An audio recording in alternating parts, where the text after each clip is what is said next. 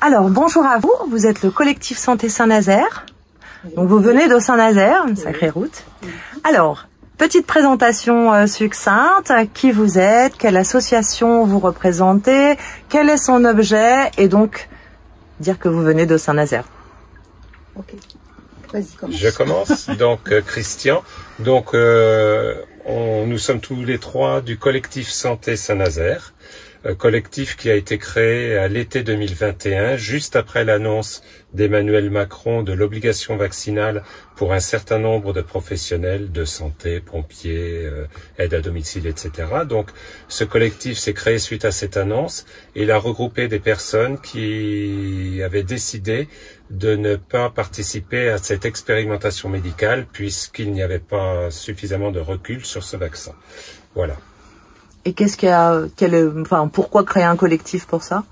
Par rapport à l'obligation? Par rapport à cette obligation vaccinale, les personnes qui n'ont pas rempli cette obligation se sont trouvées suspendues, c'est-à-dire privées de salaire, impossibilité de toucher le chômage. Donc voilà, pour une durée qui était totalement indéterminée. Donc ces personnes ont trouvé indispensable de se regrouper et de s'organiser pour arriver à traverser cette période qui allait durer un certain temps et qui a duré effectivement des mois et des mois puisque l'obligation vaccinale a été suspendue, non pas annulée mais suspendue en mars 2023. D'accord. Voilà. Alors vous êtes Christian, oui, Catherine et Laurence et vous faites tous les trois parties du collectif. Voilà. Tout à fait. Très bien. Alors, qu'est-ce qui vous a personnellement, alors du coup vous pourrez répondre chacun à votre tour, personnellement amené à agir dans cette crise ou voilà, et comme venir à ces conférences en fait? Qu'est-ce qui vous amène dans l'action, vraiment dans l'engagement, l'action? Alors en ce qui me concerne, dans un premier temps, j'ai voulu me rapprocher du collectif Santé Saint-Nazaire qui était déjà constitué depuis un mois ou deux. Parce que j'ai ressenti un sentiment d'oppression. J'avais l'impression que la société basculait dans une dystopie. Je me suis dit, je peux pas rester toute seule, c'est pas possible. Il faut que je me rapproche de personnes qui vivent à peu près la même chose que moi. Et puis aujourd'hui, pourquoi? Alors pendant 4 ans, on a couvert toute l'actualité des soignants suspendus et assimilés. On les a suivis.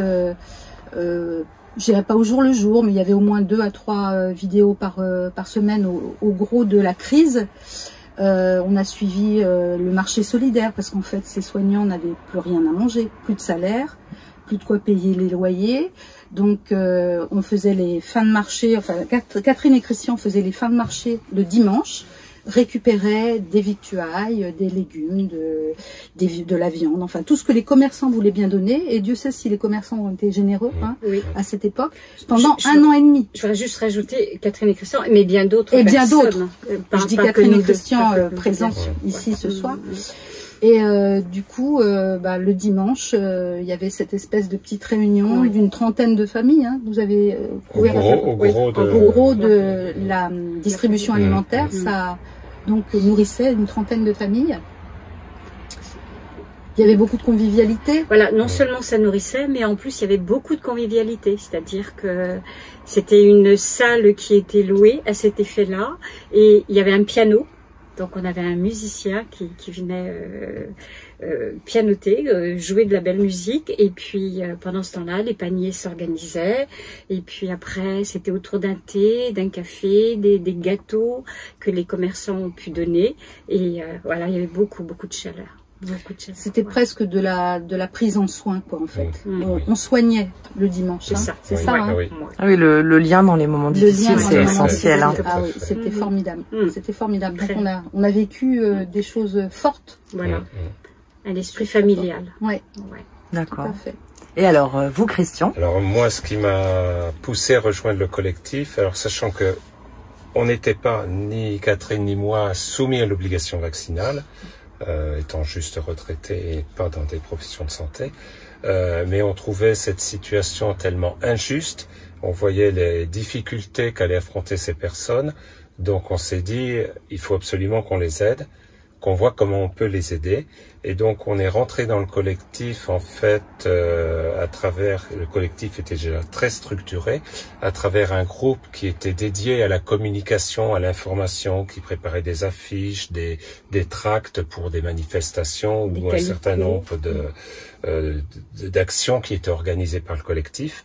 Donc on est rentré effectivement dans le collectif au sein du groupe communication, et puis effectivement on a apporté nos bras pour aller également le dimanche au marché pour aider à collecter les denrées que les commerçants donnaient, dont Laurence parlait tout à l'heure. Voilà. Et quelle valeur était activée chez vous pour agir, vous engager?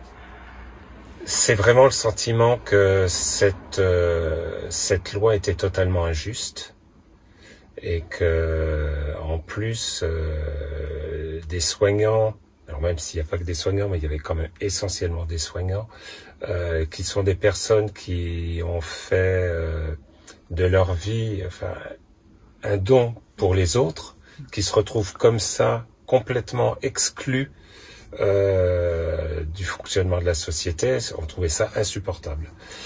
Il y avait peut-être aussi le fait que avant que cette loi soit passée, certaines personnes dans certains partis politiques qui s'étaient exprimées, qui avaient dit mais il faut faire une obligation vaccinale qui concerne toute la population. C'est quand même des idées qui ont été émises par certains sénateurs ou députés. Donc pour nous il fallait absolument qu'on participe, qu'on agisse pour lutter contre cette dérive liberticide qui était impossible pour nous, insupportable. Voilà. D'accord. Et Catherine, en fait, bon, il y a beaucoup de couples qui se sont séparés, qui n'étaient pas d'accord. Donc vous, c'est l'opposé en fait. Vous vous êtes vraiment retrouvés aussi. Oui, c'est vrai. Oui, c'est vrai que ça nous a fait beaucoup de bien aussi. Mais à la fois, oui, on était totalement en accord. En total accord. Ouais, vraiment. C'était une évidence. C'était une évidence qu'il fallait prendre les choses en main aussi parce que les personnes, en fait, quand on est attaqué comme ça, manquent d'énergie. Et nous, justement, on pouvait apporter cette énergie-là. Je vais donner un exemple. Aller au marché et quémander la nourriture, c'est compliqué. Et à ce moment-là, nous, c'est pas compliqué. Et on s'est mis devant, puis on a dit, nous, on va demander. Et puis, au fur et à mesure, les commerçants ont pris l'habitude de donner en fin de marché. Et ce sont des vrais amis. D'accord. Bravo à vous, parce que c'est épatant dans le monde individualiste dans lequel on est aujourd'hui. Important. Ok. Alors, question 2. En quoi pensez-vous que ces rencontres citoyennes sont particulières, nécessaires, utiles? Alors, je commence. Vas-y. Moi, je pense qu'elles sont particulièrement utiles parce que jusqu'à présent, nous, au niveau du collectif, on était assez centré sur l'aide, en fait, aux personnes qui étaient soumises à l'obligation vaccinale et qui ne voulaient pas s'y soumettre. On est tout à fait conscient des effets indésirables. On a eu l'occasion de rencontrer un certain nombre de familles de victimes. On a participé déjà à un certain nombre d'actions. Mais là, je pense que ces rencontres où il y a à la fois des professionnels de santé qui ont lutté contre cette obligation vaccinale et qui ont été victimes de cette politique sanitaire, rencontrer et arriver à fédérer un certain nombre d'actions d'autres personnes qui, elles, ont été vaccinées, soit parce qu'elles ont été convaincues par la propagande qui a été faite, soit, pour peu importe la raison, qui sont également aujourd'hui victimes d'effets indésirables et qui sont des victimes également. Donc je pense que c'est bien d'arriver à se faire regrouper toutes ces personnes. On a déjà vu de façon locale qu'il était important de faire un certain nombre d'actions et de se regrouper avec d'autres collectifs. Là, ces rencontres citoyennes qui ont une vocation plutôt nationale, voire un peu internationale, on pense que c'est vraiment important. Ça permet de constituer des réseaux également et de renforcer ensuite un certain nombre d'actions pour faire converger en fait un nombre maximum de personnes sur des actions qui, on espère, auront une certaine portée auprès de la population et qui ensuite permettront d'influer sur le cours des choses. Oui, c'est mise en commun. Il y a beaucoup il y a des Belges, des Autrichiens. Il y a une conférence à Vienne, en Allemagne, même à Luxembourg. Donc c'est vrai que s'ils peuvent mettre des moyens en commun pour des procédures, par exemple, au niveau européen, c'est. D'accord. Ok. Oui, moi je peux rajouter. En fait, je trouve extraordinaire qu'on se réunisse entre vaccinés et non vaccinés, là, aujourd'hui. Ça s'inscrit dans une continuité, mais il y a 4 ans, vaccinés et non vaccinés n'étaient pas tout à fait en phase. Et aujourd'hui, on se rassemble tous ensemble autour de la même cause. Et ça, je trouve que c'est fort, quoi. C'est une énergie différente, mais ça s'inscrit quand même dans la continuité de cette histoire qu'on traverse tous ensemble. Et je pense que ça va être très porteur d'espoir, ces rencontres de Vierzon, parce que justement, ça rassemble.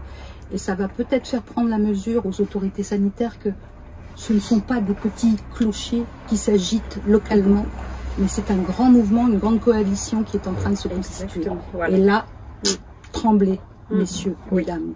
Oui, c'était. Oui, il y a 4 fois plus de personnes que l'année dernière. Bien. Voilà. Donc c'est vraiment énorme. Parfait. Autre chose, non, Catherine? Oui, je suis jointe tous les deux, évidemment. Parfait. Alors, dernière question, chacun à votre tour. Si vous pouviez changer une chose maintenant, d'un coup de baguette magique, ça veut dire, vous choisissez, tout est possible, ce serait quoi et pour quel changement de paradigme dans les années à venir? Tu as une idée? Moi, le coup de baguette magique, ce serait de me transformer en hypnotiseur, en fait. Quand l'hypnotiseur sort son patient hypnotisé de l'hypnose et qu'il dit maintenant, vous vous réveillez. Ce serait avoir cette capacité de dire aux gens, maintenant vous vous réveillez, et que les gens qui sont d'une certaine façon hypnotisés par une propagande qu'ils reçoivent depuis quelques années sur les ondes radio, sur la télé, etc., commencent à sortir de cette hypnose et acceptent un dialogue avec d'autres personnes comme nous, par exemple, parce que jusqu'à présent, on a toujours eu de la difficulté quand on a voulu entamer un dialogue rationnel, raisonné sur les risques qu'il pouvait y avoir. On est vite tombé la politique de créer des oppositions entre les gens a bien marché sur beaucoup de personnes, et donc voilà, ce serait une façon de réveiller les gens juste pour qu'ils acceptent le dialogue et petit à petit, par la raison, ils puissent se poser des questions et basculer. Et pour un changement de paradigme, que en fait les gens se rendent compte que la santé c'est d'abord son affaire personnelle, et qu'il faut rester maître de ce que l'on fait sur son corps et tout, être conscient, être informé et prendre réellement sa santé en main plutôt que de suivre docilement des directives sans savoir ni pourquoi ni comment, uniquement parce qu'il n'y a aucune raison que les autorités nous veulent du mal, par exemple. Voilà. Donc ce serait ça, moi, le changement de paradigme, c'est que vraiment les gens prennent en compte leur santé et refusent toutes les politiques, je dirais, trop orientées, quoi. Voilà.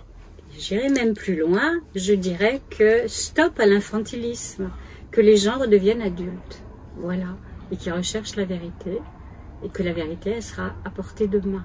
Qu'est-ce que vous entendez par infantilisme, en fait? Enfin, je sais ce que ça veut dire, mais comment vous le voyez chez les gens? Ben, en fait, les gens ne vont plus chercher les informations. Ils écoutent ce qu'on leur dit. Ils font confiance. Alors qu'aujourd'hui, en fait, il faut déjà se faire sa propre opinion et se forger, mais faire ses choix, les vrais choix, et en ayant eu le bon éclairage pour faire le bon choix. On n'en aurait pas été là si on avait su tous dire non à cette politique délétère. Et est-ce que vous pensez que c'est dû à quelque chose, à une action? Est-ce que vous pensez que les gens ont été infantilisés ou est-ce que vous pensez que c'est l'évolution de la société Je dirais naturelle? Que l'ingénierie sociale, depuis des décennies, a largement participé aux résultats que nous avons aujourd'hui. D'accord. Ok. Dire non. Bon, on stoppe l'hypnose, on dit non à l'infantilisme. Et alors, Laurence? Alors, faire tomber la peur. Parce que je pense, et je dirais même plus, la peur de la mort. Parce qu'en fait, nous tous, humains, on est muets par cette peur de la mort qui nous fait agir de manière complètement irrationnelle. Et je pense que s'il n'y avait pas eu cette peur de la mort, on aurait réagi différemment par rapport à cette soumission vaccinale. On aurait pris du recul, on se serait donné le temps d'examiner ce qui nous était imposé. Et voilà, j'aimerais qu'on arrive les uns et les autres à souffler, se dire que oui, mourir, c'est normal, ça fait partie de la vie. Pas facile, hein, de se le dire. Disons que si facile. Ça paraît logique d'avoir peur de mourir, on n'a pas spécialement envie de mourir. Par contre, qu'on nous mette de la peur sur quelque chose qui n'existe pas, ou avoir une peur qui n'est pas... Parce que si on a peur du vide, ben, c'est normal, parce que ça nous protège en fait. Hein, voilà. Mais là, c'est une peur qui n'était pas raisonnée en fait, c'est plutôt ça. C'est une peur qu'on vous met de quelque chose qui n'existe pas. Elle était attisée. Mais je crois que la peur de la mort, elle est dans notre ADN. On n'a pas envie de disparaître. Oui, c'est l'instinct de conservation d'avoir peur de la mort. C'est l'instinct de conservation, donc on n'a pas envie de ça. Et quand on nous met face à ça de trop près, c'est difficile, donc on réagit de manière viscérale, instinctive, on se protège. Et donc si on pouvait arriver à prendre un petit peu de recul par rapport à toutes ces angoisses-là, je pense que on grandirait un peu, et puis on se protégerait pour les années à venir, car tout n'est pas terminé là. Parfait. Bah, écoutez, merci à vous trois, en tout cas. Merci. Bon plaisir. À toi. Merci.